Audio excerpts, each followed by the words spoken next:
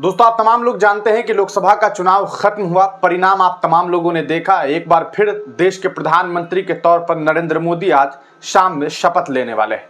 ये उनका तीसरा कार्यकाल होगा। हालांकि इस बार प्योर एनडीए की सरकार होगी। आपने देखा कि इस बार लोगों ने वो जनादेश भारतीय जनता पार्टी को नहीं दिया जो जनादेश उन्हें पूर्व में मिलता रहा है। यकीनन नाराजगी रही और वो नाराजगी का नतीजा इस बार चुनाव के रिजल्ट में देखने को मिला।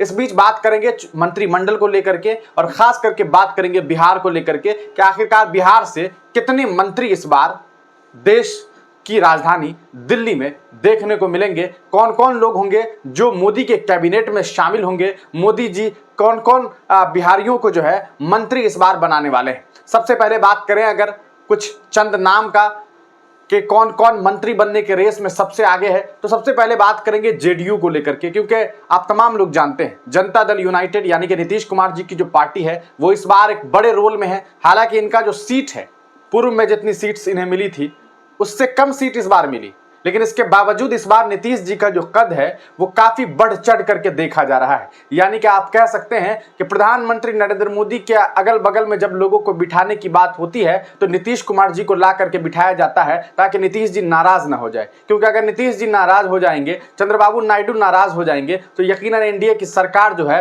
वो चरमरा जाएगी और मुमकिन है कि एनडीए की सरकार गिर जाए। यही वजह है कि नीतीश जी को वो इज्जत बख्शी जा रही है। इस बीच ये खबर सामने आ रही है कि बिहार से 8 नाम जो है वो निकल करके आ रहा है जिन्हें मंत्री बनाया जा सकता है, जिसमें अगर बात करें ललन सिंह जेडीयू से एक बार जो है इस बार जो है वो मंत्री बनाए जा सकते हैं। ये बड़ी खबर निकल करके आ रही है। इसके अलावा अगर बात करेंगे काफी सारे लोग हैं इस बार। जीतन राम मांझी जो कि हम पार्टी जिनकी पार्टी है पूर्व में एक बार वो मुख्यमंत्री रह चुके हैं, आप तमाम लोग जानते हैं। बिहार में मिनिस्ट्री में वो रहे हैं लेकिन पहली बार वो केंद्र में जा रहे हैं और केंद्र में उन्हें मंत्री बनने का मौका जो है वो मिल रहा है। ललन सिंह भी जो है केंद्र में मंत्री बनेंगे, ये भी उनके लिए एक बड़ी बात होने वाली है। इसके अलावा चिराग पासवान जो है वो भी मोदी के कैबिनेट में शामिल होने वाले हैं। इसके अलावा मुजफ्फरपुर से जो निषाद साहब जो चुनाव जीते हैं, पहली बार चुनाव जीते हैं और आपको बता दें कि उन्हें भी मंत्रिमंडल में शामिल किया जा रहा है। ये एक बड़ी खबर निकल करके आ रही है।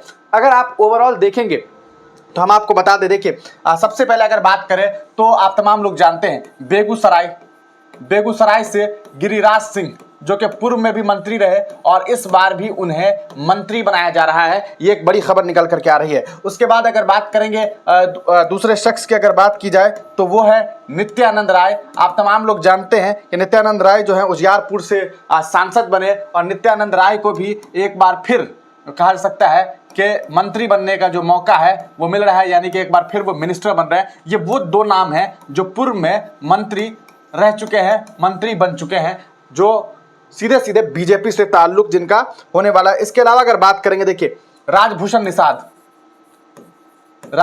निषाद जो कि आपको मल्लाह जाति से आगे है ना। अगर ऊपर की आप बात करेंगे, देखिए गिरिराज सिंह भूमियार, उसके बाद नित्यानंद राय की अगर बात करेंगे यादव समाज से आगे, उसके बाद राजभूषण निषाद मल्लाह जाति से आएंगे। मुजफ्फरपुर से पहली बार ये जो है आपको सांसद बने और इस बार जो है ये मंत्रिमंडल में शामिल हो गए हैं। इसके अलावा सतीश चंद्र दुबे जी की अगर बात करेंगे तो ये राज्यसभा में है, वाल्मीकि नगर से राज्यसभा में है। लोकसभा का चुनाव नहीं जीता, राज्यसभा से ये है और इन्हें भी मंत्री बनाया जा रहा है। तो ये भी एक बड़ी खबर निकल करके आ रही है। और दुबे जी जो है वो ब्राह्मण जाति से आते हैं, आप तमाम लोग जान रहे। जाति इसलिए बता रहा हूं क्योंकि जाति की राजनीति होती है। और देखिए उसके अलावा अगर बात करेंगे ललन सिंह, आप तमाम लोग जान रहे, मुंगेर लोकसभा से इस बार चुनाव जीते, भूमियार जाति से हैं और वो भी इस बार सदन में आपको मंत्रिमंडल में आपको देखने को मिलने वाले हैं। इसके अलावा अगर बात करेंगे रामनाथ ठाकुर जो कि नाई समाज से आते हैं, रामनाथ ठाकुर जी समस्तीपुर से ताल्लुक रखते हैं, राज्यसभा के मेंबर हैं। वो भी इस बार जो है आपको मंत्रिमंडल में शामिल होते हुए दिखाई दे रहे हैं। इसके अलावा चिराग पासवान, आप तमाम लोग जानते हैं, दलित समुदाय से आते हैं, हाजीपुर से लोकसभा का चुनाव जीतते हैं और इस बार वो मंत्रिमंडल में आपको शामिल हो रहे हैं। इसके अलावा जीतन राम मांझी, हमने आपको पहले बताया, दलित समुदाय से आते हैं और गया लोकसभा से उन्होंने चुनाव जीता है। तो फिलहाल ये वो नाम है, ये वो 8 नाम हैं जिनके बारे में चर्चाएं हो रही है कि ये जो है ये 8 लोग मंत्रिमंडल में, ये 8 लोग जो है वो मंत्रिमंडल में शामिल होने वाले हैं। अब सबसे अनोखी बात यह है कि इस बार अगर मिथिला क्षेत्र की बात करेंगे और खास करके कोर जो एरिया है, अगर कोड एरिया को अगर आप देखने की कोशिश करें, खास करके मधुबनी,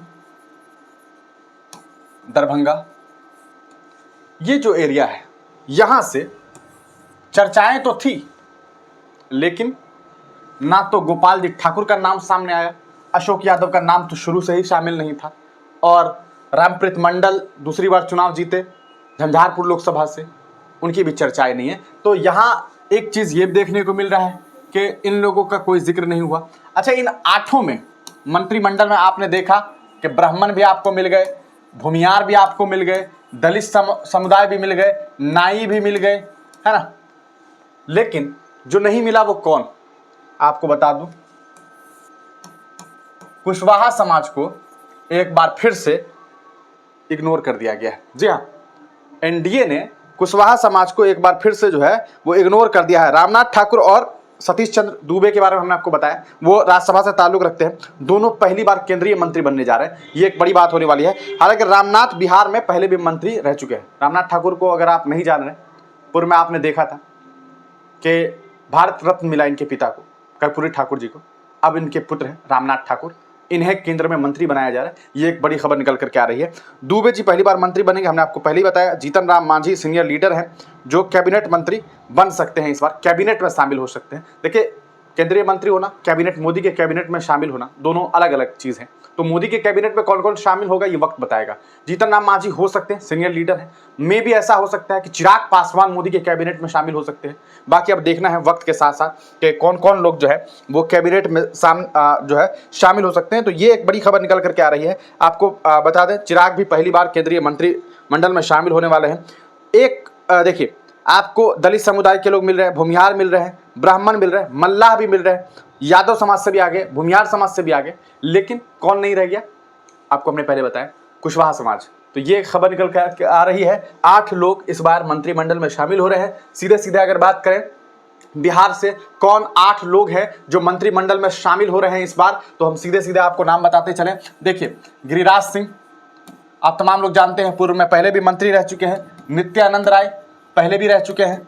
तीसरे नंबर की बात करें, राजभूषण निषाद जी जो कि मुजफ्फरपुर से हैं, वो इस बार जो है मंत्रिमंडल में शामिल हो रहे हैं। इसके बाद सतीश चंद्र दुबे जी जो कि ब्राह्मण समाज से आते हैं, वाल्मीकि नगर से जो है राज्यसभा के मेंबर हैं। इसके अलावा बात करें 5वें, ललन सिंह, आप तमाम लोग जान रहे हैं, नीतीश जी के काफ़ी करीबी नेता, मुंगेर से लोकसभा जीते हैं और इस बार वो मोदी के मंत्रिमंडल में शामिल हो रहे हैं। इसके अलावा अगर बात करें रामनाथ ठाकुर जी, आप तमाम लोग जानते हैं कि भारत रत्न के पुत्र हैं। ये रामनाथ ठाकुर जी जो है वो समस्तीपुर से इस बार हैं राज्यसभा के मेंबर बनाए गए और ये जो है आपको मंत्रिमंडल में शामिल हो रहे हैं। इसके अलावा अगर बात करेंगे तो चिराग पासवान जो कि दलित समुदाय से आते हैं, आप तमाम लोग जानते हैं, लोजपा के प्रमुख एक तौर पे हैं और ये अभी हाजीपुर से लोकसभा जीते हैं, तो ये भी आपको शामिल दिखाई देंगे। इसके अलावा 8वें नंबर की बात करें तो जीतन राम मांझी, तो ये 8 नाम है। जीतन राम मांझी जो कि गया से चुनाव जीते हैं, जीतन राम मांझी जो है वो मोदी के कैबिनेट में शामिल हो सकते हैं। चिराग पासवान भी इस बार मोदी के कैबिनेट में देखने को मिल सकते हैं।